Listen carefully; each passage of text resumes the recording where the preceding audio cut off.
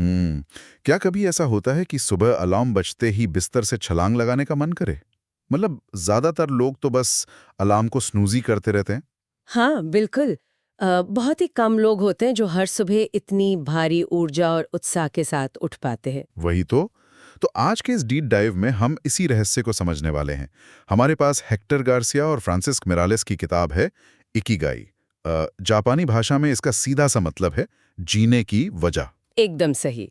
और जब जीने की वजह की बात आती है ना, तो किताब सीधे जापान के ओकिनावा द्वीप का रुख करती है। हाँ, ओकिनावा, जहाँ लोग 100 साल से ज्यादा जीते हैं। मतलब आमतौर पर धारणा यही है कि इतनी लंबी उम्र का राज सिर्फ हेल्दी खाना या रोजाना ग्रीन टी पीना है। डाइट सिर्फ एक हिस्सा है। असल में ओकिनावा के बुजुर्गों की लंबी उम्र के पीछे उनकी अपनी इकिगाई को रोज जीना है। जो कि एक मनोवैज्ञानिक मैकेनिज्म है। बिल्कुल। इसे किताब में एक 4 पैरों वाले स्टूल की तरह समझाया गया है। अरे हाँ, वो स्टूल वाला उदाहरण काफी सटीक बैठता है। मतलब अगर हम इस स्टूल के 4 पैरों को देखें ना, पहला वो काम जो करना बहुत पसंद हो। हाँ, और दूसरा जिसमें इंसान की अच्छी खासी महारत हो। तीसरा जिसकी दुनिया को जरूरत हो। और चौथा जिससे आय या कमाई हो सके। अगर इनमें से एक भी पैर हटा दिया जाए तो पूरा संतुलन ही बिगड़ जाता है। यही इस पूरे कॉन्सेप्ट की असली जड़ है। मतलब सोचिए, अगर काम से प्यार है, हुनर भी है और दुनिया को उसकी जरूरत भी है, पर उससे पैसा नहीं मिल रहा, तो इंसान एक बहुत ही संतुष्ट लेकिन खाली जेब वाला वॉलंटियर बनकर रह जाएगा। एकदम सही। और इसका उल्टा भी उतना ही सच है। अगर सिर्फ पैसा और हुनर है लेकिन काम में कोई दिलचस्पी नहीं है तो वो महज एक उबाऊ कॉर्पोरेट नौकरी बन जाती है, जहां अंदर से सिर्फ खालीपन महसूस होता है। हाँ, और इसी खालीपन से बचने के लिए इकिगाई के चारों स्तंभों का एक साथ मिलना जरूरी है। जब ये संतुलन बन जाता है तो काम कभी काम नहीं लगता। पर यहीं पर ना स्रोत में दी गई एक बात थोड़ी उलझन पैदा करती है। मतलब किताब में ओकिनावा के लोगों की कभी रिटायर ना होने वाली मानसिकता की तारीफ की गई है। सही कह रहे हैं आप। लेकिन आज की दुनिया की सच्चाई देखिए ना। हाँ। लोग फायर यानी फाइनेंशियल इंडिपेंडेंस, रिटायर अर्ली के पीछे भाग रहे हैं। 40 की उम्र तक रिटायर होना चाहते हैं। हाँ, क्योंकि आज की जॉब सच में दिमाग को निचोड़ लेती हैं। बिल्कुल।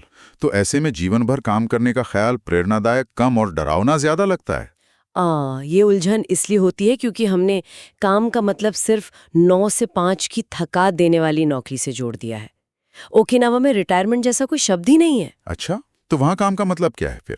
वहाँ काम का मतलब अपनी पसंद की कला को जीना है।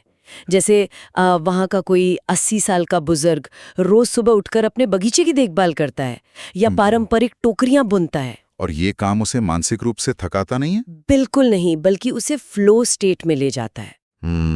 तो ये फ्लो स्टेट सिर्फ काम के दौरान समय भूल जाने से कहीं ज्यादा है ना? एकदम।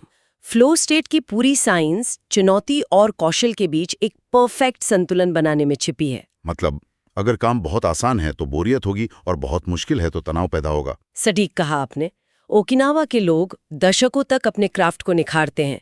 वे हर दिन थोड़ा और सीखते हैं और यही निरंतर विकास उन्हें बुढ़ापे में भी मानसिक रूप से जवां रखता है। ये समझना तो आसान है कि वो अपनी कला को कैसे निखार रहे हैं, लेकिन अगर किसी आम इंसान को अपनी इकिगाई खोजनी हो तो वो शुरुआत कैसे करे? इसे लागू करने की शुरुआत खुद के ऑब्जर्वेशन से होती है। हाँ, क्योंकि स्रोत में जो 4 सवाल दिए गए हैं, मुझे क्या पसंद है, मैं किस में अच्छा हूँ, दुनिया को क्या चाहिए और किससे पैसे मिल सकते हैं, इन्हें असल जिंदगी में लागू करना एक अलग ही चुनौती है। सही बात है। अपनी मौजूदा दिनचर्या का ऑडिट करना होता है। ये खोजना होता है कि कौन सी गतिविधियां फ्लो स्टेट ट्रिगर करती हैं। इकिगाई खोजने का मतलब ये बिल्कुल नहीं है कि अचानक अपनी नौकरी छोड़ दी जाए। यानी ये रातों रात होने वाला कोई जादू नहीं है, ये ट्रायल और एरर का खेल है। बिल्कुल। इंसान को ये देखना पड़ता है कि क्या वो अपने मौजूदा काम में ऐसे पल खोज सकता है जहां उसका ध्यान पूरी तरह केंद्रित हो जाए। हाँ, और किताब ये भी स्पष्ट करती है कि इकिगाई हमेशा कोई बहुत बड़ा मिशन या दुनिया बदलने वाला स्टार्टअप नहीं होता। मतलब ये रोजमर्रा की छोटी छोटी चीजों में फोकस और उद्देश्य खोजने का एक व्यवहारिक तरीका है। एकदम सही।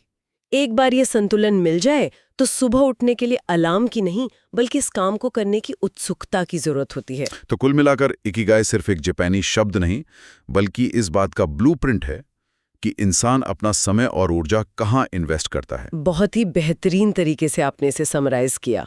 तो इस डीप डाइव को खत्म करने से पहले सोचने के लिए एक दिलचस्प और गहरा सवाल। हम्म। मान लीजिए यदि अचानक कल सुबह सारी दुनिया में पैसों का लेन देन हमेशा के लिए बंद हो जाए, पैसे की कोई अहमियत ही ना रहे,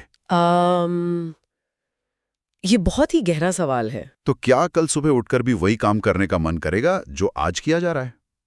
अगर जवाब नहीं है, तो शायद असली इकिगाई की खोज अभी शुरू होनी बाकी है।